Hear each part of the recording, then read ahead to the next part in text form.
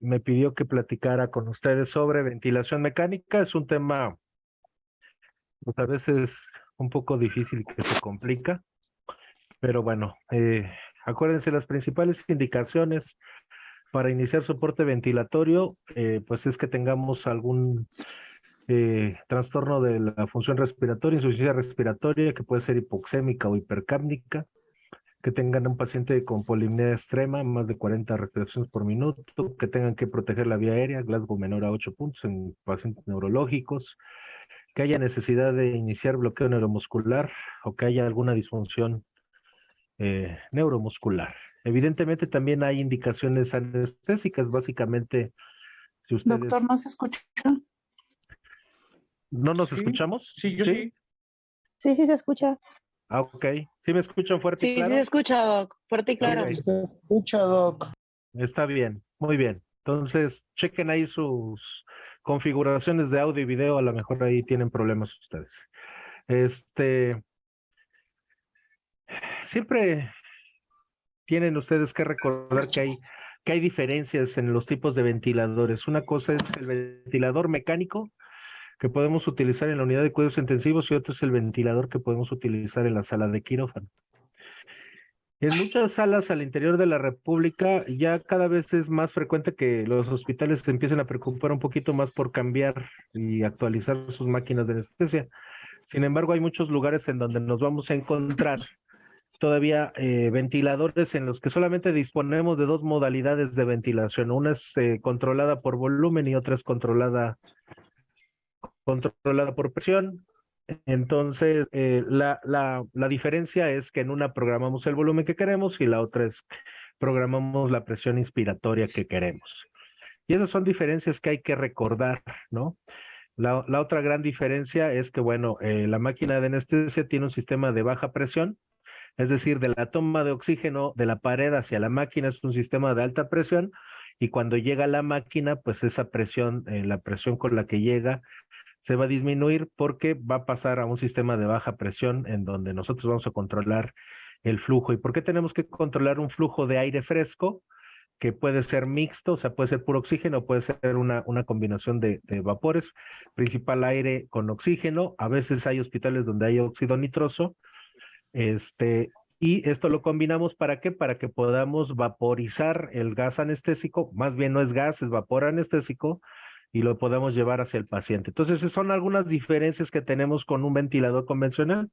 Es decir, la máquina de anestesia tiene un sistema de flujo que va a barrer el vaporizador y por otro lado también va a tener un mecanismo con el cual va a absorber el CO2, a diferencia de los ventiladores en la terapia intensiva.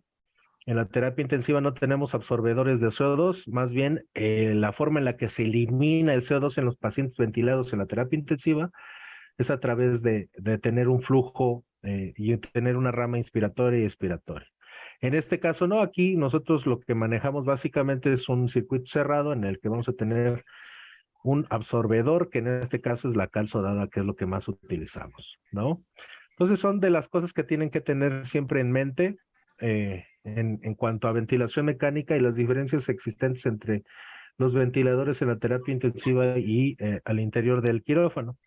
La otra es que la máquina de anestesia, propiamente el ventilador de la máquina de la anestesia, les permite tener dos modalidades básicas. Una es ventilación espontánea o asistida de forma manual, es decir, ustedes pueden ventilar al paciente.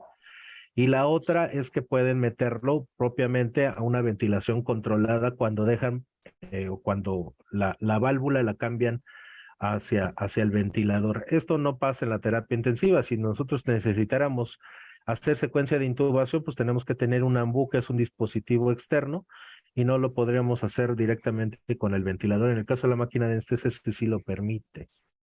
Tenemos una bolsa de relación y tenemos un botón de alto flujo de oxígeno que nos permite llenar la bolsa, ¿no? Y por otro lado, pues les decía, vamos a tener un ventilador que puede estar controlado por presión o por volumen, y ya los ventiladores más actuales pues empiezan a incorporar modalidades alternas que son básicamente asisto controladas, como presión de soporte o como el soporte mandatorio intermitente que conocemos como CMD. Si alguien tiene alguna duda o alguna pregunta, algún comentario, nos podemos ir deteniendo. Digo, yo creo que cuando uno disfruta de la academia no importa la hora. Espero que no tenga nadie más que hacer. La verdad es que tengo en este momento 3 pacientes intubados y después de pasar visita ahorita y venir y sentarme, es para mí relajante estar platicando con ustedes y hablar de lo que más me gusta, que es atender pacientes graves. Entonces, espero que la clase sea así, tranquila, digerible, que no sea esta clase de ventilación mecánica que normalmente puedan escuchar en otros foros, sino que pueda ser algo relajado y que puedan pues llevarse conceptos bien claros y que les permita mejorar su práctica diaria. Hay puntos que hay que recordar. Uno de ellos es que el ventilador es accionado por gas comprimido en el caso de las Datex o MEDA o por pistón en los casos de las máquinas Drager. La mayoría no tienen compensación de fugas y el PIP en ciertos casos puede no mantenerse. Y una cosa importante es correlacionar la carbonografía que nos puede dar la máquina de anestesia con una gasometría. ¿Por qué siempre les recuerdo esto? Porque sobre todo cuando se enfrentan a pacientes con distrés respiratorio, hay pacientes que muchos de ellos se complican al momento de pasarlos a la sala de quirófano. En primera, por las desconexiones que suceden en el traslado y en segunda, porque a veces las máquinas de anestesia, los ventiladores de las máquinas de anestesia no están diseñados para manejar pacientes graves. Hay máquinas que ni siquiera traen PIP. Y entonces, por ejemplo, si ustedes meten un bariátrico, ¿no? Y no tienen, o un paciente obeso, no tiene la capacidad de ponerles un poquito de PIP, ese paciente, dependiendo de la duración de la anestesia, se les puede complicar. Pacientes con distrés respiratorio, se les puede complicar, etcétera. Entonces, esas son de las cosas que casi nadie habla cuando les dan cursos de ventilación mecánica, ¿no? Nada más les enseñan a ventilar, pero no se meten en los detalles y en las diferencias que existen entre una máquina de anestesia y el ventilador de una máquina de anestesia y un ventilador de terapia intensiva. Y entonces esas son cosas que quiero que ustedes aprendan, que las tengan en mente siempre y que sepan identificar en qué hospital están trabajando y con qué tipo de máquinas tienen. Entonces, vean, para hablar de ventilación mecánica, lo primero es que tienen que identificar el tipo de paciente que tienen. Tienen siempre que hacer un entorno y un abordaje clínico y saber a qué pacientes pueden ventilar clásicamente y a qué pacientes tienen que tener un poquito más de cuidado o de expertise. Entonces, hay que dividir a los pacientes. Por un lado, aquellos que puedan ser pacientes sanos, que prácticamente no tienen daño pulmonar y que pueden ser ustedes más laxos en cuanto a la ventilación mecánica. Y entonces, un parámetro que ustedes deben de aprender a valorar siempre es la relación presión parcial de oxígeno entre fracción inspirada de oxígeno. Es decir, si pueden tomar una gasometría a hacerlo, y si el paciente tiene o bien hacer el subrogado que es saturación de oxígeno entre la fracción inspirada. Entonces, ¿cuándo consideramos que un paciente no tiene patología pulmonar? Cuando tenemos una PAFI por arriba de 300. En el caso de hacer SAFI, o sea, de utilizar la saturación entre la fracción inspirada, estamos hablando de que tengan mayor de 350. Y entonces lo más importante de esto es determinar el volumen tidal individual de cada paciente. ¿Cuántos de ustedes antes de entrar a anestesia general calculan el volumen ideal de su paciente o el peso ideal de su paciente? El peso ajustado. Yo creo que lo hacemos muy pocos, ¿no? Y entonces esto es importante sobre todo en pacientes obesos o pacientes con ARDS. Vean, con patología pulmonar, la PAFI nos ayuda a discernir entre pacientes que tienen lesión pulmonar leve, moderada y severa. Leve cuando tienen menos de 300. Mándeme. Menos de 200 moderado y menos de 100 severo. ¿Hasta aquí alguna duda? No se atoran mucho los chicos recién que empiezan a formarse con este índice de oxigenación que le llamamos. La presión parcial de oxígeno es este parámetro que obtenemos de tomar una gasometría y que nos indica cuál es la presión parcial de oxígeno arterial. Y si lo dividimos entre la fracción inspirada de oxígeno, pues nos debe de dar mayor a 300, ¿no? En condiciones normales, nosotros saturamos, por ejemplo, más de 60 milímetros de mercurio. En condiciones normales deberemos de tener más de 60 milímetros de mercurio de presión parcial de oxígeno. Y si lo dividimos entre 0.21, que es el oxígeno que respiramos al aire ambiente, pues se darán cuenta que nos da más de 300, ¿no? Si un paciente empieza a tener afectación de este parámetro, pues nos da cuenta de que el paciente puede tener daño pulmonar. Y entonces en estos pacientes con daño pulmonar es bien importante siempre recordar estas fórmulas, determinar el peso RDS, es decir, en mujeres es esta constante que es la altura en centímetros menos 152.4 multiplicado por 0.91 y sumado en el caso de mujeres a 45.5 y en el caso de los hombres sumado a 50. Y entonces esto es bien importante. Si ustedes quieren empezar a conocer o hacer ventilación de protección, lo primero que tienen que aprender es a calcular el peso corregido para ventilación mecánica. Es decir, usando estas fórmulas, y entonces esta es la base de todo, porque les va a permitir saber cuál es el parámetro con el que pueden ventilar de forma segura a los pacientes. Y se dice que hay que ventilarlos de 4 a 6 mililitros por kilogramo de peso, de acuerdo a esta fórmula.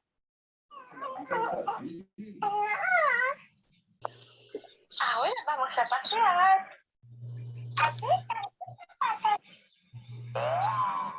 Ahora bien, hablando de modalidades, ya que ustedes identificaron cuál es el volumen tidal, les digo, al que calculen el peso y que calculen cuál es el volumen tidal que le van a dar a su paciente, es la clave de la ventilación mecánica. Entonces, una vez que definen ustedes cuál es el volumen que le tienen que dar al paciente, pues deciden la modalidad que quieren hacer. Y entonces pueden escoger una de dos, o asisto, cuando escogen asisto controlado, asisto se refiere a que soporta ventilaciones realizadas por el paciente, es decir, que el ventilador detecta las variaciones de la ventilación del paciente y lo soporta, lo complementa, lo ayuda. Y por otro lado, puede ser también controlada, es decir, que el paciente esté con bloqueo neuromuscular, por ejemplo, y que el ventilador haga todo el control o todo el manejo ventilatorio. Y el modo asistido es cuando el paciente pues está completamente en espontáneo y el ventilador, como bien decíamos antes, pues solamente lo asiste. Cualquiera de estas variedades puede ser dirigida por volumen, ¿sí? Y entonces cuando lo dirigen por volumen, la ventilación se controla o lo que se determina es el volumen tidal. ¿Qué volumen tidal le vamos a programar? Pues el que ya calculamos en la diapositiva previa, de acuerdo a que si tiene patología o no tiene patología. Una vez que nosotros decidimos qué volumen queremos, si lo vamos a controlar por volumen, pues hay que poner o programar el volumen tidal. Se puede programar el flujo y hay que estar vigilando la curva de flujo meseta, ¿no? Por otro lado, si la ventilación es controlada por presión, aquí fíjense, lo que vamos a cambiar nosotros es más bien la relación inspiración-expiración, y en vez de programar el volumen, vamos a ir programando la presión. Ahora, la pregunta es, ¿cuánto le van a poner de presión? Por ejemplo, si yo ocupo 450 de volumen de acuerdo a la fórmula que calculé, pues tengo que irle subiendo la presión. Puedo empezar con 10, 15 centímetros de agua de presión inspiratoria. ¿Y hasta qué momento me voy a detener? Pues cuando alcance yo el volumen que ya le calculé. Si mi paciente está entre 400 y 450 mililitros el volumen tidal, pues le programaré la presión con la que pueda yo alcanzar entre 400 y 450 mililitros de volumen tidal. Por eso es importantísimo que nosotros determinemos siempre el peso corregido de nuestro paciente, este peso RDS, para poderlo ventilar de forma dirigida. Y en el modo asistido, pues tenemos solamente la presión de soporte. ¿Cuánto le vamos a poner de presión de soporte? Pues lo mismo, que alcance el volumen que nosotros tenemos preprogramado. Una cosa bien importante es que nos fijemos nosotros siempre en la curva de presión, ¿sí? Y esto es importante, ¿por qué? Porque tenemos que saber identificar varias cosas que nos van a ayudar a hacer una ventilación de protección. La primera es que una vez que entra el aire en la fase inspiratoria va a alcanzar un pico máximo y este le llamamos presión pico. Después va a descender, van a empezarse a abrir todos los alvéolos y al final de que llegue este pico máximo le llamamos presión de meseta. ¿Qué quiere decir la presión de meseta? Es cuando todos los alvéolos están abiertos y la presión prácticamente es homogénea en todo el pulmón. Entonces este es un parámetro que debemos de aprender nosotros a ver y a tener presente, ¿sí? Después tenemos a la presión media de la vía aérea, que lo representa todo lo que es el área bajo la curva, y vamos a tener el PIB extrínseco y el PIB intrínseco. El PIB extrínseco, pues es el PIB externo que yo le voy a dar, es decir, la presión positiva al final de la respiración. ¿Cómo lo vamos a ver? Pues que la curva inspiratoria no es gastro, sino se detiene antes. Si yo le doy 5 centímetros de agua, la curva se va a cortar por aquí, por ejemplo. Si le doy 10, pues se va a cortar por aquí. Si le doy 15, se va a cortar por aquí. Y el PIB intrínseco es el que vamos a ver en la curva de presión-flujo, es decir, al término de la expiración. Es decir, el PIB extrínseco lo vemos al final de la inspiración y el PIB intrínseco lo vemos al final de la expiración. Y entonces lo que tenemos que recordar más importante de esto es que termine el ciclo, ¿ok? Ahora, los componentes de la curva de presión son la fase inspiratoria, la presión pico, que es la presión detectada durante la inspiración, la presión pico, que es la presión de meseta al final de la pausa inspiratoria, la fase inspiratoria y la presión positiva al final de la expiración. Todo esto son positivos en ventilación mecánica y tienen fase positiva y negativa en ventilación espontánea, ¿no?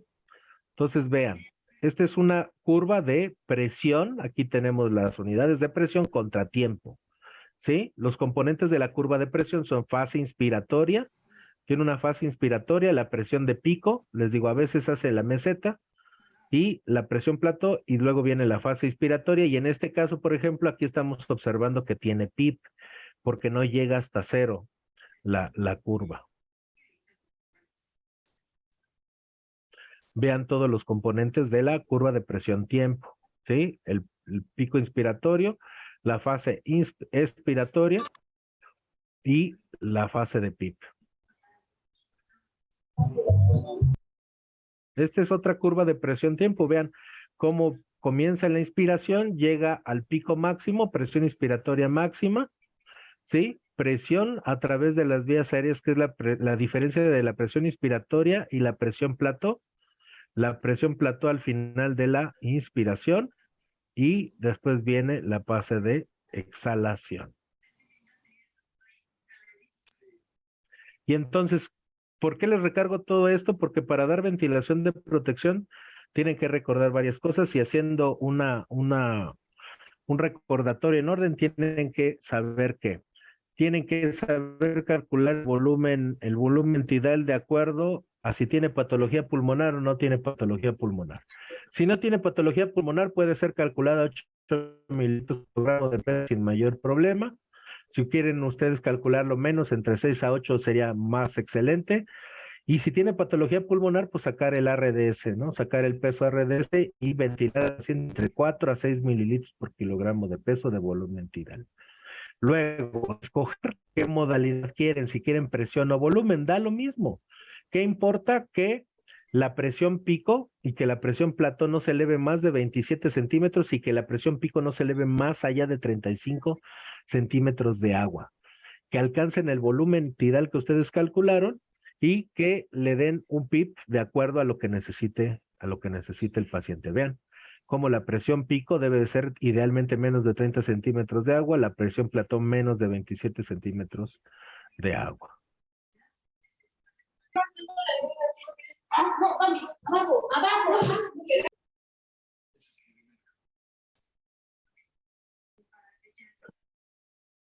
Existe otro concepto que se maneja en pacientes graves y que habla de la diferencia entre la presión de meseta y la presión expiratoria al final o lo que es el PIP.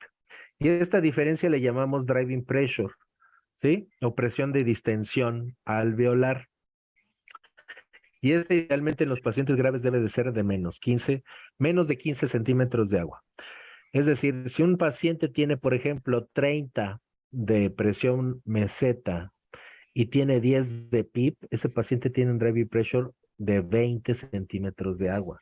Si tiene más de 15 centímetros, la mortalidad se va a empezar a incrementar. Lo ideal es que, por ejemplo, tengamos presiones de meseta de 25, 26 y que tengamos PIPs de 6 o de 8, por ejemplo. Si ustedes hacen la diferencia, pues ahí van a andar más o menos en el rango de seguridad. Doctor, disculpe, ¿cómo sacamos el driving pressure? Es la diferencia, es la resta de la presión de meseta menos el PIP. Gracias. Buenas noches, doctor. Una pregunta. Dígame. Si tuviésemos un ventilador que no nos da la opción, vaya, que no tenga la capacidad de meter PIP, ¿qué podemos hacer en esa clase de pacientes que estamos en un medio así rural, por ejemplo, en donde a veces no tienen ese tipo de función, vaya, de utilizar PIP? ¿El pronar los pacientes podría ser útil o qué diría usted que puede ser Pues una medida? la cuestión es que no vas a poder darles presión positiva al final de la expiración. Tendrás que vigilar bien, sobre todo, cómo estás ventilándolo, que tengas buen bloqueo neuromuscular para que no tengas tanto colapso, ¿no? Al final de la expiración realmente va a ser difícil. El pronarlos, pues es una opción de mejorar la oxigenación, pero no te da, o sea, no vas a darle presión positiva, ¿sí me explico? Y entonces en esos casos,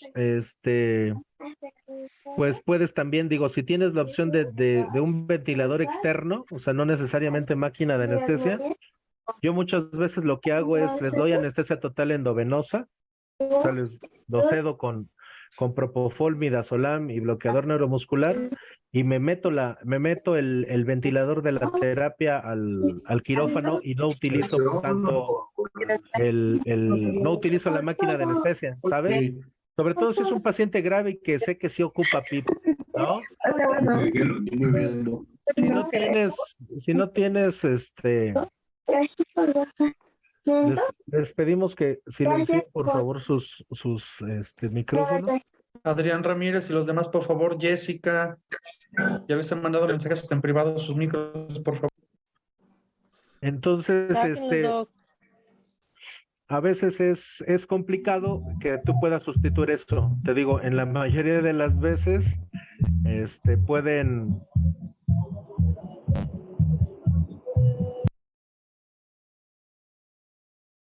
En la mayoría de las veces, por eso siempre les digo que tienen que conocer su entorno y tienes que ver dónde estás, ¿no? Y digo, yo sé que también en el medio rural hay veces que pues ni ventilador tienes, ¿no? O sea, no tienes tampoco ventiladores externos.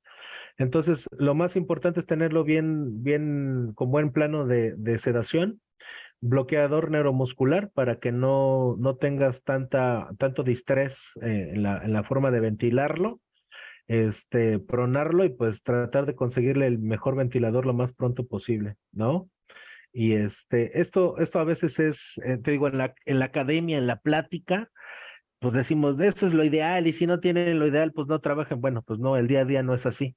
A veces te toca ir dar anestesias a los lugares donde menos te esperas que te va a faltar el PIP, ¿no? Desafortunadamente hay muchos hospitales que no se Arturo, preocupan una por disculpa, ¿no me puedes sacar a Rocío? Está rayando la pantalla intencionalmente, está escribiendo. ¿A Rocío? ¿Quién es Rocío? Por ahí vas a ver, Rocío.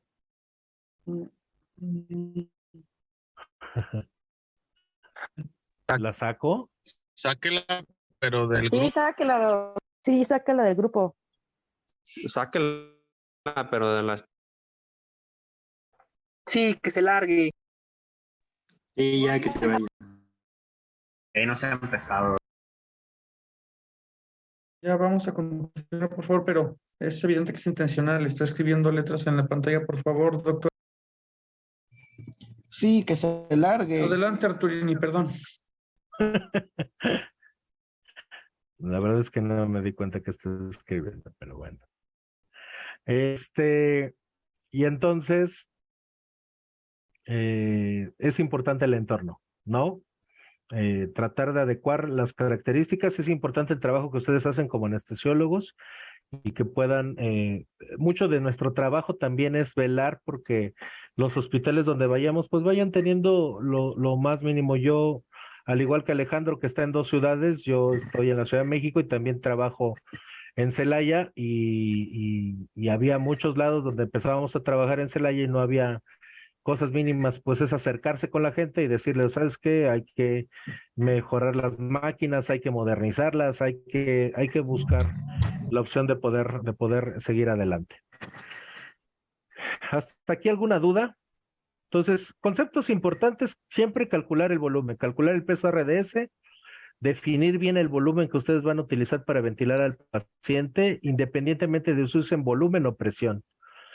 Saber que tienen que vigilar todos estos parámetros. A veces en la máquina de anestesia no lo hacemos y hay formas de hacerlo. Por ejemplo, si tienes una máquina muy vieja, tú tienes siempre tu barómetro de presión y ese barómetro te indica la presión de la vía aérea. Entonces, ¿qué tienes que cuidar? Que cuando inicies tu presión, aunque no tengas monitoreo, tú vigiles que tu barómetro, por ejemplo, la ruedita, pues no suba más de estos 30, 35 centímetros, porque si está subiendo más de estos 35, quiere decir que tu presión inspiratoria está rompiendo esta barrera de seguridad, o que está sobreventilando a tu paciente, o que tiene una lesión pulmonar importante y que con los parámetros que ya le fijaste lo estás lesionando. Entonces tú tienes que empezar a jugar con el volumen, con la frecuencia y con el PIP para mantener a un paciente con estos parámetros de protección. Es decir, una presión de meseta menor a 28, presión pico menor a 30 y una presión de distensión o driving pressure menor de 15. ¿Ok? Ve, si tú tienes mesetas menor de 30 y PIP menor de 15, estás en verde. Pero si tienes mesetas menores de 30 y tienes un driving pressure mayor de 15, la mortalidad ya se incrementó 2 veces más. Pero si tienes mesetas de más de 30 y PIPs o driving pressure mayor de 15, ve, la mortalidad se va hasta 5 veces más. Entonces, por eso es importante vigilar todos estos parámetros. Nuevamente retomando, vigilar el volumen que le estamos dando a nuestro paciente, vigilar la presión inspiratoria que no debe ser mayor a 30 centímetros de agua, vigilar la presión de meseta que no debe ser mayor a 27 y vigilar el driving pressure o la diferencia entre la meseta y el PIP.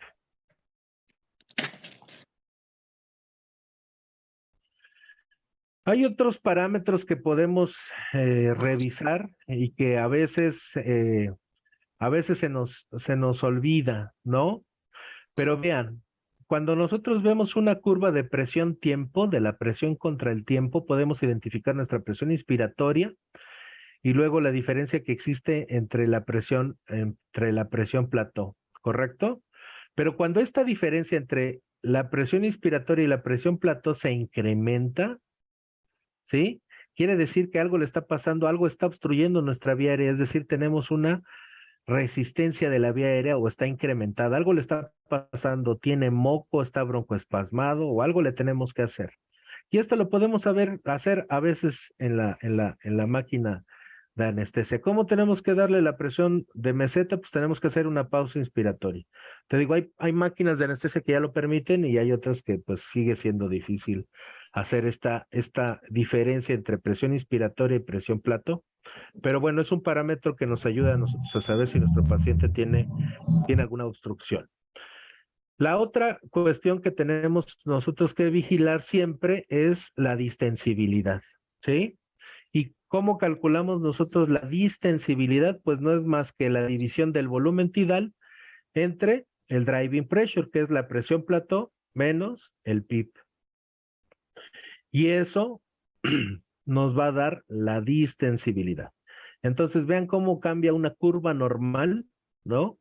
A cómo cambia una curva con baja distensibilidad. Es decir, vamos a tener una elevación, va a ser cada vez más difícil que podamos nosotros distender este tórax. Y la otra curva que siempre debemos de vigilar es la curva de flujo contra tiempo. Vean, es esta curva donde tenemos una barra positiva y una barra negativa. La barra positiva pues, va a ser la inspiración y la barra negativa va a ser la expiración. ¿Correcto? Y entonces lo que les decía, aquí es donde vamos a ver nosotros el PIB intrínseco, es decir, el PIB extrínseco es cuando la inspiración no llega a cero, ahí se detiene, se corta y llega la expiración. Y el PIB intrínseco lo vamos aquí a ver al final de la expiración, es decir, cuando la gráfica no llega a cero, sino que se corta antes de llegar al cero. Y aquí es importante vigilarlo porque quiere decir que el paciente está reteniendo volumen al final de la expiración, y eso es peligroso porque cuanto más va pasando el tiempo, cada vez después de cada inspiración, el paciente va haciendo algo que se llama distensibilidad dinámica, es decir, atrapa aire al final de una respiración, al siguiente atrapa más aire, al siguiente atrapa más aire y al final genera barotrauma.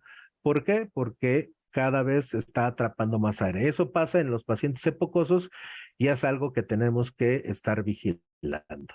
El paciente no tenga. ¿Cómo lo corregimos? Pues modificando el tiempo inspiratorio. En estos pacientes hay que darles un poquito más de tiempo. Entonces vean esta gráfica de cómo se va generando una gráfica de flujo contra tiempo, ¿no? Y las diferentes fases. Entonces es la inspiración y la expiración. Ahora bien, la forma de la onda de flujo son similares en la ventilación mecánica y espontánea. En la inspiración está por encima de la línea de base, y la expiración está por debajo. Las flechas presentan los puntos usados para cálculos de parámetros, ¿sí? Tanto el inicio como el final de la expiración. Y la otra es que, ¿sí?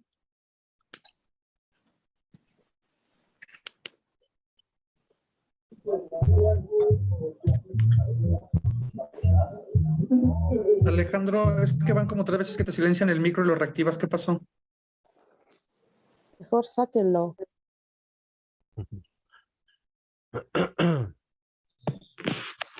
Sí, Y que entonces, se larguen. aquí tenemos dos tipos de gráficas, aquellas que están cuando están controladas por volumen y cuando están controladas por presión. Vean, en la gráfica de presión-tiempo, cuando están controladas por volumen, pues evidentemente hasta que se alcanza el volumen, se alcanza la presión pico y desciende. Cuando estamos controlados por presión, pues llegamos al tope de la presión que fijamos, se hace una meseta y disminuye. Vean cómo en el flujo, evidentemente vamos a ver también cambios en la morfología. ¿Sí? Cuando es ventilación por volumen y ventilación por presión. Estas preguntas de repente son muy frecuentes, sobre todo en los exámenes de certificación o en exámenes de ventilación mecánica, ¿no? Saber diferenciar cuando está controlado por volumen y por presión, viendo la curva de presión. Vean la diferencia de una curva de ventilación controlada por volumen y una curva de ventilación controlada por presión. Lo que les decía, cuando es volumen, se limita precisamente por volumen y la curva de presión, pues no llega a tener variaciones, ¿no? Cuando la limitamos por presión, pues va a tener este pico, que es la presión a la que fijamos el ventilador y va a cambiar. La curva de flujo, hay ventiladores que te permite cambiar si es un flujo cuadrático, si es un flujo desacelerado, y esto va a depender de las características del paciente, si es epocoso, si es restrictivo, etcétera. ¿Cuál es el flujo que más va a favorecer? En la mayoría de los casos, utilizamos casi siempre esta forma de flujo desacelerado, ¿no? En la mayoría de los ventiladores. Y entonces, nuevamente, en la curva de flujo-tiempo, hay ventiladores que nos permiten modificar aún más parámetros, que les digo de los que ya habíamos hablado. Lo primero es saber que tenemos una fase inspiratoria y luego una fase expiratoria. En algunos ventiladores nos va a pedir modificar la pausa inspiratoria, es decir, una pausa que vamos a hacer al término de la inspiración.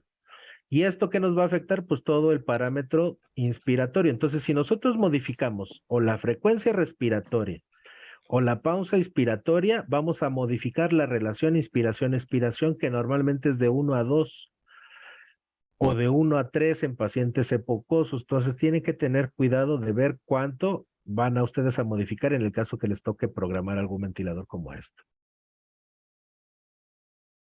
Y entonces, una vez que ustedes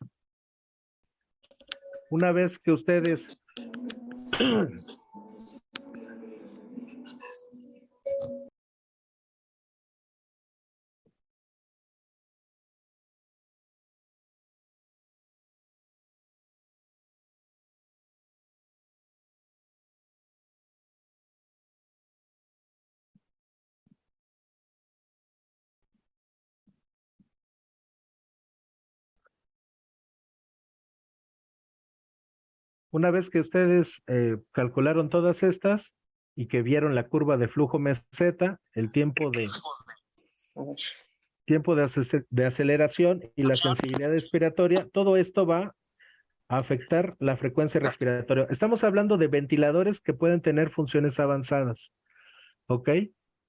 Entonces, cuando ustedes quieran modificar la frecuencia respiratoria, tienen que ver la curva de flujo meseta, tienen que ver el tiempo de que le llaman el rise time o la sensibilidad expiratoria. Esto sobre todo en ventiladores más avanzados. Básicamente los ventiladores en la sala de quirófano, lo que ustedes tienen que programar es el volumen tidal, la relación inspiración-expiración y el PIB si es que se los da. ¿Ok? En la mayoría de los ventiladores no van a tener mayor problema y no tienen que tener en cuenta otras cosas. Ahora, si el paciente se intubó por ejemplo, insuficiencia respiratoria hipoxémica, lo ideal es iniciar con frecuencias respiratorias altas, más de 16 respiraciones por minuto. En cualquier otra situación, respiraciones de 12 a 16 por minuto. Frecuencias respiratorias superiores a 20 normalmente generan autopip, lo que les decía en la fase de la curva de inspiración-expiración, tienen que ver que no estén reteniendo, o que la aspiración esté llegando a la meseta, porque si no van a empezar a generar este autopip o distensibilidad dinámica, entre más le aumenten la frecuencia respiratoria. Y lo otro que tienen que tener siempre presente es cuál es el CO2 ideal de sus pacientes. ¿Cuál es el CO2 ideal que ustedes manejan en los pacientes? 35 a 45. Eso es lo que todos nos enseñan, ¿no? Idealmente, que es 35 a 45. ¿Qué sería aplicable en un paciente sano? En un paciente grave, tienen que adecuarlo de acuerdo a las necesidades y a la gasometría que tiene ese paciente. Por eso les pongo aquí la gasometría. Entonces, en un paciente grave, tienen que saber cuál es el CO2 que necesita su paciente. ¿Por qué? Porque si ustedes lo modifican, le van a cambiar el pH a ese paciente y pueden agravar su estado ácido-base. Por ejemplo, vean esta gasometría, tiene pH de 740, tiene un CO2 de 25, tiene una presión parcial de 231, tiene lactato de 4.4 y bicarbonato de 15. Vean. Y un déficit de base de menos 9.3. Entonces, este paciente tiene una acidosis metabólica con una alcalosis respiratoria. Aunque el pH está en 740 y todos dirían, no, pues es que nada más está en alcalosis o está normal el pH porque tiene 740. Hay incluso algunos que hasta me pueden decir, ay, es que no tiene nada este paciente, no tiene deterioro del ácido base porque el pH está normal. ¿Cómo va a decir que está mal? Pues no. Está en un error. Entonces vean cómo el parámetro es que tiene una acidosis metabólica, tiene bicarbonato menor a 18, tiene 15, ¿sí? De bicarbonato. Entonces, si ustedes hacen esta fórmula de compensación, es decir, el bicarbonato, el CO2 que necesitan para ese bicarbonato, háganlo. Multipliquen 15.5 por 1.5 más 8, les va a dar 31. Y entonces, si ustedes le suman o le restan 2 puntos, les va a dar un parámetro. Entonces, vean cómo el CO2 para un bicarbonato de 15 debería de estar entre 29 y 33. ¿Estamos de acuerdo? Y entonces, aquí, por ejemplo, el bicarbonato está en 25. Entonces, si yo lo quiero llevar a este paciente a tener un pH que yo considero normal o un CO2 que yo considero normal, a llevarlo entre 35 y 45, lo voy a poner más en acidosis. ¿Por qué? Porque lo que necesita en este momento este paciente es tener su PCO2 entre 39 y 33. ¿Sí saben de dónde, sí entendieron de dónde saqué ese rango que les digo? Sí, del CO2 que esperamos con el bicarbonato que tiene ahorita nuestro paciente. Excelente. Entonces, dense cuenta de que no para todos los pacientes aplica esto de tener bicarbonato, o perdón, el CO2 entre 35 y 45. Ese es nuestro parámetro de referencia para aprender ventilación mecánica, pero no quiere decir que todos los pacientes los tenga que tener entre 35 y 45. En este caso, a este paciente de esta gasometría, si yo le dejo retener CO2 y llevarlo a 35, se me va a poner más acidótico, ¿sabes? Entonces, por eso es importante tener en cuenta todo el entorno clínico del paciente.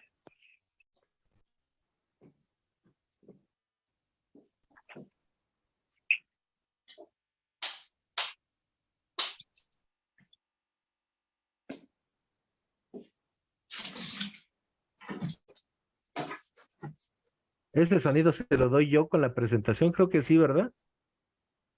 No sé. Si el paciente tiene insuficiencia respiratoria hipoxémica, pues va a ocupar 100% de oxígeno. Este es otro parámetro que nos cuesta trabajo a veces en el quirófano hacer mezcla de gases. Normalmente casi todas nuestras anestesias son con 100% de oxígeno, pero debemos de saber que de acuerdo a la tabla de FiO2-PIP, puede ser uno de los parámetros para los cuales nosotros nos sirva dar diferentes fracciones inspiradas de oxígeno. Si no tiene patología pulmonar, la fracción inspirada de oxígeno debe ser 40%. Por arriba de 60% se asocia a toxicidad próxima y el paciente con lesión pulmonar, la meta de oxigenación es de 88%.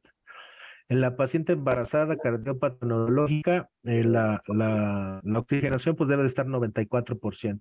Entonces, dependiendo de estas metas y de lo que necesite nuestro paciente, pues nosotros deberemos de hacer fracciones inspiradas durante el transoperatorio. Lo ideal es que les digo, si es un paciente sano, pues tengan fracciones bajas, 30 o 40%, no le va a pasar nada a su paciente. Evidentemente que esté saturando por arriba del 90%.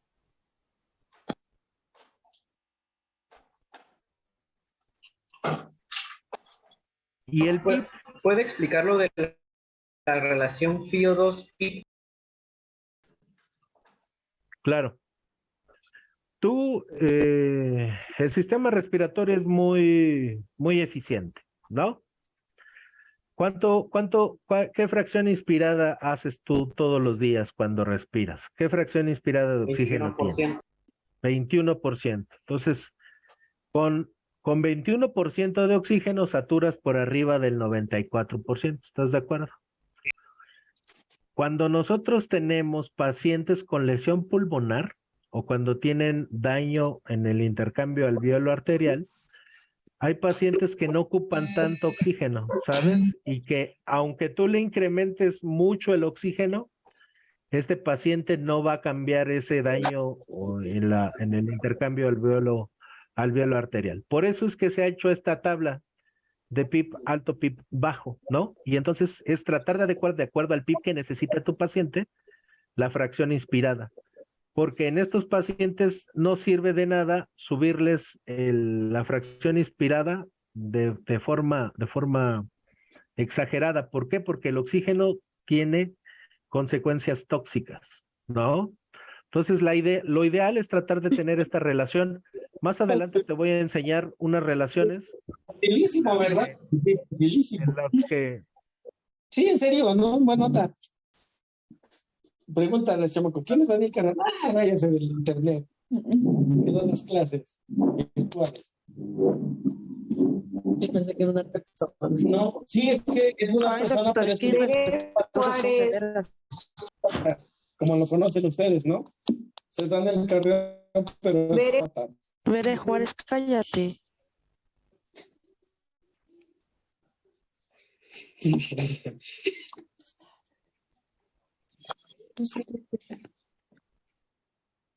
Doctor, sáquenlos mejor. No, no dejan avanzar ni no dejan escuchar.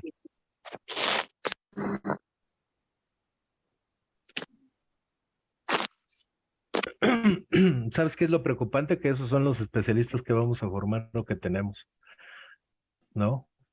Es algo triste. Es que no puede ser que sean así tan irrespetuosos. Es algo triste pensar que esa es la gente que nos va a atender y que nos va a curar, ¿no? No hay criterio, no hay cuidado, ¿no? Nos gusta, no es el futuro de la anestesia. ¿Mandé? Nos gusta, no es el futuro de la anestesia. Pues está difícil, muchachos.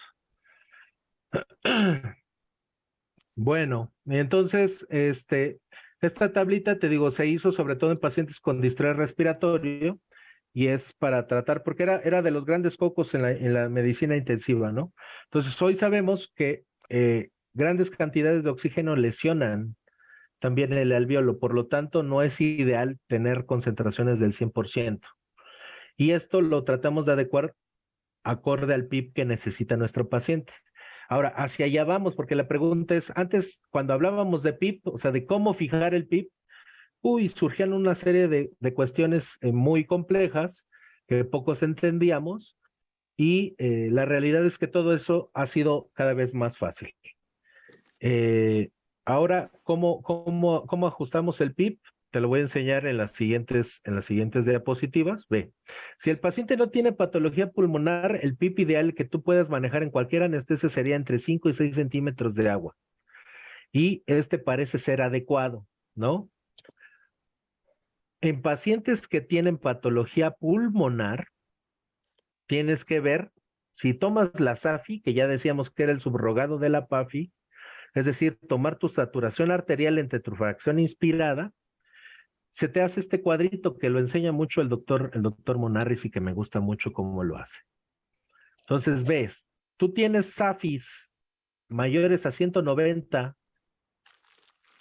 ¿sí? Con PIPs que ocupen menos de 10, vas a tener al paciente con una supervivencia, son pacientes sanos, son los pacientes a los que les va bien, ¿no? Ve, esto es lo que te decía, hay algunas máquinas que pueden ya tener este PIP y que tú lo puedes fijar manualmente, o sea, le subes aquí y acá abajito tiene una perilla que le vas fijando y aquí te vas dando cuenta. Entonces, es la presión inspiratoria, regresa, pero aquí, por ejemplo, no regresa a 0, quiere decir que este paciente tiene un PIP mínimo de 5 centímetros de agua. Rústica la máquina, pero lo puedes hacer.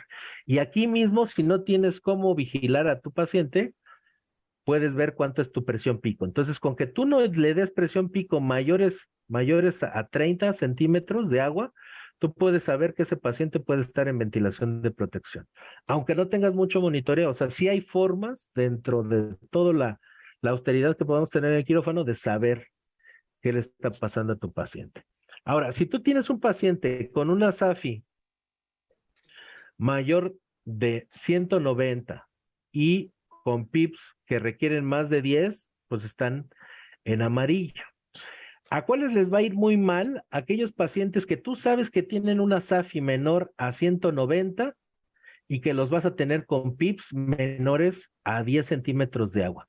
Entonces te digo, con esta tabla es ya muy fácil. Si tú le sacas la SAFI a tu paciente y tienes un paciente con SAFI menor a 190, automáticamente tú sabes que tu PIP mínimo que le tienes que poner es de 10 centímetros de agua. Porque si no, si tú le pones menos de 10 centímetros de agua, le estás incrementando la mortalidad. Si le pones más de 10 centímetros de agua, te lo vas a llevar a este grupo. Tiene menos de 190, pero tiene más de 10 de PIP. Entonces tiene chance de progresar a la zona verde y no hacia la zona roja, que es mortalidad. ¿Qué es la SAFI, muchachos? La SAFI es la saturación de oxígeno que estamos viendo entre nuestra fracción inspirada. Entonces, si tienen un paciente que tiene 90% de saturación con aire ambiente, ¿cuánto tiene de SAFI? 90% entre 0.21, ¿cuánto les da? 428. ¿Estamos de acuerdo? Sí. Y no necesitamos una gasometría, sino nada más monitorizarlo con oximetría de pulso. ¿Estamos de acuerdo? Y entonces, si yo tengo un ¿Puedo paciente... repetirlo otra vez? Sí, claro. Yo no necesito gasometría para sacar la SAFI, necesito mi oximetría. Entonces, la SAFI es el valor de oximetría que yo tengo entre la fracción inspirada de oxígeno. Si yo tengo un paciente que está saturando 70% y le estoy dando 100% de oxígeno, ¿cuánto tengo de SAFI?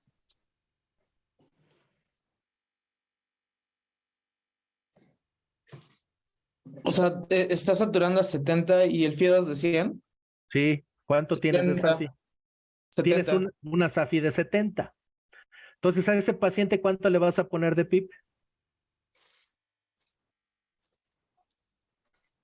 ¿Más de 10? Más de Sí, 10. va a ser alto. Puede ser 10, 11, 12, 13, 14. En la actualidad no estamos dando PIPs tan altos. Pero ya con que tú sepas como anestesiólogo que pacientes que tienen SAFIs menores a 190, lo menos que le tienes que poner de PIP es 10. ¿Estás de acuerdo o no estás de acuerdo? ¿Sí? Porque eso es lo que te dice la evidencia. Sí, Y sí, entonces, yo tengo una duda, dime. rapidísimo. Yo recuerdo que la SAFI lo usábamos mucho en área COVID, sobre todo para SDRA. Así es. Entonces, suponiendo en casos, por ejemplo, que son como cirugías programadas y demás, ¿qué tan recomendable es sacar la SAFI cuando sabemos que no tienen datos para SDRA? No sé si es recomendable o no, como inclusive como valoración, ¿no? Pues lo puedes hacer como ejercicio, pero pues te van a salir SAFIs altas. Entonces tú sabes que esos pacientes los tienes que ventilar con PIPs mínimos de 5 o 6 centímetros de agua. ¿Sí me explico? O sea, lo que sí yo siempre les digo es que a todos los pacientes que les den anestesia general, independientemente de la duración del procedimiento y de que tengan o no tengan el pulmón dañado, si tienen el pulmón dañado, tienes que sacarle SAFI para saber qué tan dañado tiene el pulmón. Pero si ustedes van a dar anestesia general, lo indicado es que siempre le den un poquito de PIP, 5 o 6 centímetros de agua, ¿correcto? Esto les va a evitar muchos problemas en el perioperatorio de sus pacientes, no a ustedes, a los pacientes, ¿correcto? Entonces, en un paciente que no tiene distrés respiratorio, tú sabes que te va a salir más de 400. Y entonces esos pacientes no tienes tanto problema para ajustarles el PIP. ¿Sí me explico? Sí, y otra duda, así rapidísimo. Suponiendo que tenemos PIPs de 4 o 5, creo que también es dependiendo la patología, individualizando al paciente, pero si en algunas ocasiones si empieza a desaturar, ¿se le puede subir el PIP o no tiene ninguna relación? ¿O no se puede jugar un poco PIP FIO2? Tienes que ver por qué desatura tu paciente, ¿no? Puede ser por una cuestión obstructiva, puede ser por una cuestión mecánica, puede ser por una cuestión circulatoria. A veces algo que nos pasa mucho en anestesia general es que se hipotensa el paciente. Y acuérdate, si se hipotensa, va a tener impacto en la oxigenación y en el cortocircuito intrapulmonar. Entonces, si tienes un paciente hipotenso y que se te desaturó, puede ser por esa razón. O sea, tú tienes que establecer cuál es la causa de la desaturación. Es un problema de flujo, eso es un problema de que no está metiendo bien aire, es un problema en el intercambio gaseoso, ¿no? O es un problema circulatorio. Para que tú puedas tomar las decisiones y saber, pues, qué intervención terapéutica le vas a dar. Evidentemente, ¿qué es lo primero que haces cuando se te desatura un paciente en el quirófano y que está intubado? ¿Qué haces? Pues corroborar que esté bien ventilado, que esté el tubo orotraqueal bien, ¿no? Claro, primero que esté bien colocado el tubo, ¿no? Que esté bien inflado, que tenga buen hemodestaponamiento, que tu circuito esté íntegro, o sea, que no se te haya desconectado, porque puede pasar que se desconecte, que no tenga fugas tu circuito, eso es algo muy frecuente, que tengas fugas y que no le estés dando el flujo correcto para compensar esa fuga de aire. Y si ya verificaste que todo lo del escenario está correcto, entonces ya después ver qué patología le está pasando al paciente, ver si no está con broncoespasmo, si no tiene un moco que se está obstruyendo, ¿no? Si no está hipotenso, etcétera. Entonces eso, las maniobras que vas a hacer en la desaturación, pues tienes que ver. Evidentemente, si ya despejaste todo esto y sigue desaturado tu paciente, pues tienes que tomar una gasometría para ver qué está pasando desde el punto de vista respiratorio y de intercambio de gases. Y hacer el diagnóstico. Si no haces diagnóstico, pues no vas a saber qué le tienes que hacer a tu paciente. Okay.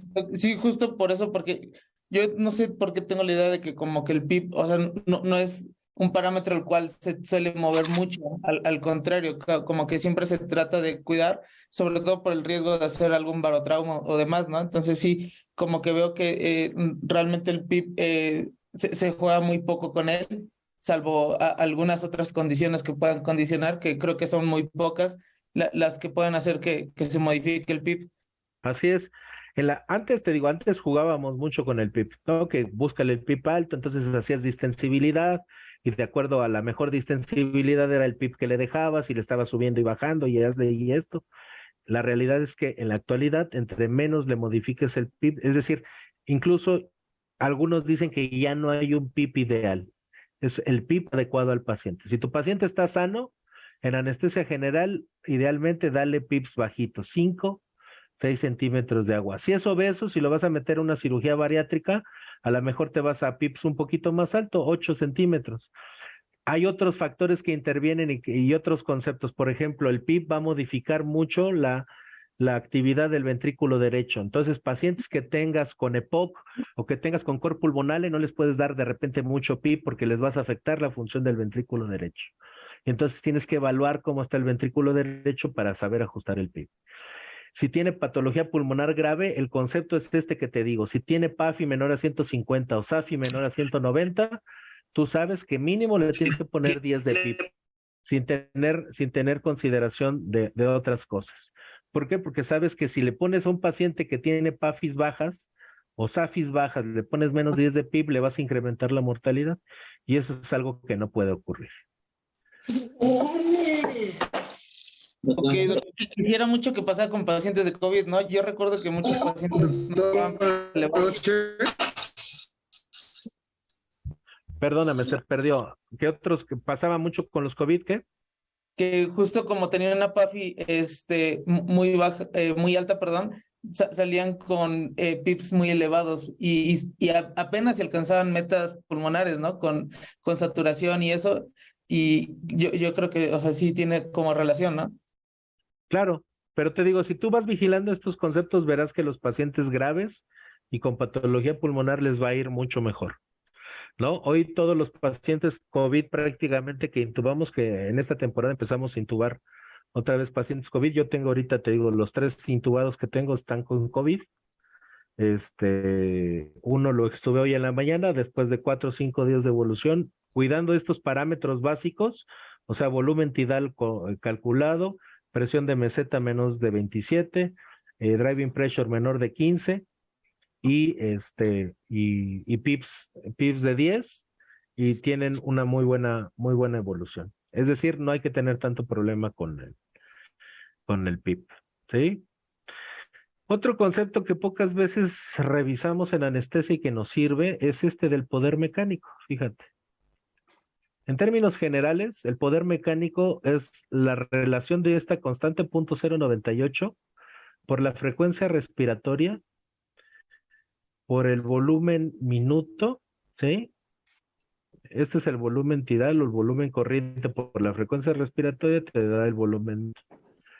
Y multiplicado por la diferencia de la presión pico y la meseta menos PIP entre 2, ¿correcto?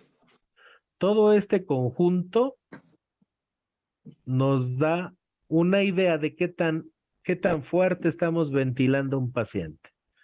Entonces, en un paciente sano, idealmente el poder mecánico debe estar en menos 12 joules por minuto. Es decir, quiere decir que lo estamos ventilando suave, que lo estamos ventilando bien y que no nos estamos pasando de la raya. En un paciente grave con patología pulmonar, es la misma fórmula, te digo, manteniendo los parámetros de protección, es decir, tu presión pico menor a 30, tu presión de meseta menor a 27, ¿correcto? Y tu driving pressure menor a 15. Y que tu poder mecánico se encuentre menos de los 17 joules en pacientes graves. Con esto, tú le vas a disminuir la mortalidad a los pacientes. Entonces, esto es otro concepto un poquito más adelantado y que usamos más en terapia intensiva, pero creo que tiene mucha aplicabilidad en los pacientes de anestesia. Incluso podría ser una tesis, ¿no? De ver cómo se comporta el poder mecánico en diferentes escenarios en anestesia dentro del quirófano. Entonces, ¿qué conceptos quiero que se lleven? Sé que hablar de ventilación mecánica y de bases de ventilación mecánica es complejo, pero lo primero es que tienen que aprender a calcular ¿qué? ¿Qué es lo primero que tienen que calcular en los pacientes? Volumen tidal. Volumen tidal. El volumen tidal, chicos, eso es bien importante y eso es algo que nunca nos enseñan. Nos enseñan a ventilar a veces, no, pues que ponle 8, que ponle 10 mililitros por kilogramo de peso. No, si ustedes pueden calcular con esa fórmula de RDS, eso lo hacemos para los pacientes con patología pulmonar, pero ustedes lo pueden hacer para pacientes sanos. Te digo, si el paciente está sano con que lo ventiles 8 mililitros por kilo de peso, no le va a pasar absolutamente nada. Pero si lo quieres ventilar con las fórmulas de peso corregido, le va a ir mejor y no le va a pasar tampoco absolutamente nada. Entonces, eso es lo primero que quiero que aprendan, que para hacer ventilación mecánica tienen que aprender a calcular el volumen, porque en base a eso va a ser todo lo que le van a hacer. Después de que le calculan el volumen tidal, ¿qué es lo que van a hacer? ¿Qué le hacen al paciente? Deciden si le ponen en presión o lo ponen en volumen. Si lo ponen en volumen, pues van a fijar ese volumen que nosotros prefijamos. Entonces, en términos generales, en una anestesia, en un paciente estándar, si es mujer, lo ideal es que empecemos entre 350 y 400 mililitros de volumen corriente. Si es un hombre, lo sano sería que empezáramos más o menos entre 400 y 450 mililitros. Si ustedes eligen presión o eligen volumen, no importa cuál elijan, de todas maneras tienen que ir incrementando la presión para alcanzar ¿qué? Pues ese volumen tidal que ustedes calcularon. Entonces no se van a perder. ¿Estamos de acuerdo? Sí. Porque ya tienen ustedes una meta establecida. Ahora, ya que fijaron el volumen y fijaron la modalidad, si es presión o si es controlada por presión o controlada por volumen, ¿qué tienen que observar o qué tienen que vigilar? Las curvas. Las curvas. Las curvas, perfecto. Y la oxigenación, lo primero es la oxigenación. Que con ese volumen tidal ustedes alcancen más del 90%, ¿sí? Y en algunos escenarios más del 94%. ¿En quiénes tenemos que tener bien oxigenados a los pacientes? Pacientes embarazadas con producto intrauterino, pacientes con daño cerebral y pacientes con daño miocárdico. En estos pacientes la meta de oxigenación es más del 94%. Para el resto, con que oxigene más del 90% con esos parámetros, ya estamos del otro lado. Y después vienen las curvas, lo que ya decíamos. ¿Qué tenemos que vigilar de las curvas? La presión pico, que no esté por arriba de ¿cuánto? La presión pico. Por arriba de 30 centímetros de agua. Si podemos vigilar la meseta, a veces es difícil evaluar la meseta, pero si la pico está, es decir, la meseta nunca va a ser más alta que la pico. ¿Estamos de acuerdo? Sí. Entonces, si mi presión pico está en 27, yo sé que mi meseta va a estar por debajo de ese rango. Va a estar en los 25, en los 26. Hay ventiladores en los que puedes hacer pausa inspiratoria y saber cuál es la presión de meseta, pero en la mayoría de los ventiladores, sobre todo al interior del quirófano, no lo vas a saber. Pero con que sepamos que la pico está por debajo de 30, ya ganamos, ¿ok? Después, ¿qué van a fijar? La relación inspiración-expiración. ¿Sí? Sí. Ya decíamos, pacientes normales, 1 a 2, 1 a 2. Ajá. y pacientes epocosos o que retengan CO2, 1 a 2,5, 1 a 3, 1 a 3,5. O sea, expiraciones más largas. ¿Para qué? Para que no incluyan aire, no hagan distensibilidad dinámica y no hagan barotrauma. ¿Estamos de acuerdo? Sí, de acuerdo. En los pacientes pediátricos o restrictivos podemos tener relaciones cortas. Por ejemplo, en los obesos, a veces ocupan tener relaciones cortas, 1, 1, 5, porque el obeso se comporta más que como obstructivo, como restrictivo. Y en esos pacientes, ¿cómo voy a modificar mi relación inspiración-expiración? 1, modificando la frecuencia. Si yo le aumento la frecuencia respiratoria, mi relación se va a cortar.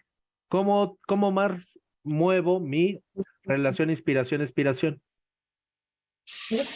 Poniéndole pausa inspiratoria. Si yo modifico la pausa, hay ventiladores en los que nos pide pausa inspiratoria. Entonces, si yo acorto mi pausa inspiratoria, hago más larga la expiración. Si yo hago más larga mi pausa inspiratoria, hago más corta mi expiración. ¿Correcto? Luego, ¿qué otro parámetro vamos a corregir? La fracción inspirada. ¿Sí? Ya decíamos, pacientes que no tienen patología pulmonar y que me están saturando 100%, le empiezo a bajar la fracción inspirada. ¿Cómo lo hago? Pues con mezcla. Hay máquinas que le pones ahí, ponerle FiO2 al 40% y hay otras en las que le tienes que estar meneando, ¿no? Le pones un litrito de aire y le pones un litro de oxígeno y con eso ya sabes que estás más o menos al 50%. Si con ese 50% no se desatura menos de 90%, con eso te mantienes. Es decir, mantener en el transoperatorio la fracción inspirada más baja que necesite tu paciente, ¿correcto? Y en pacientes con patología pulmonar, guiarse de acuerdo al PIP, ¿sí? Normalmente para un PIP de 10, la fracción inspirada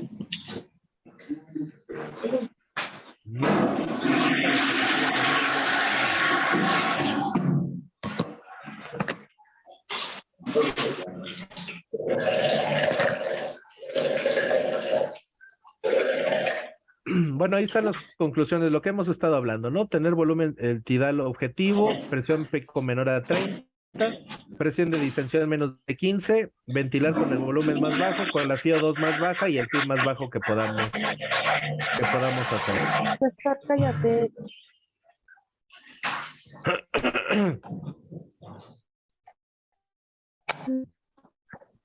Muy bien.